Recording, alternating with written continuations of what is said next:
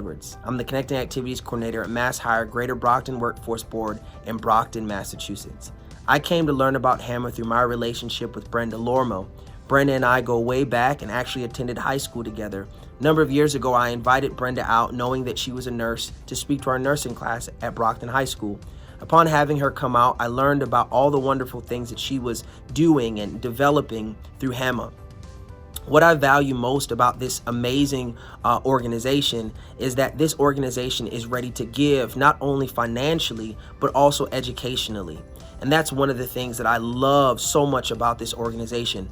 I want to encourage anybody to visit their website, take a look at their mission, take a look at their vision. They are doing phenomenal work in the Haitian community. But not only can the Haitian community benefit from what they're doing, but anybody could benefit from the awareness and the education that they are providing to our community and to all of our citizens. So I want to encourage everybody, check out their website, make a donation, and give to this amazing organization.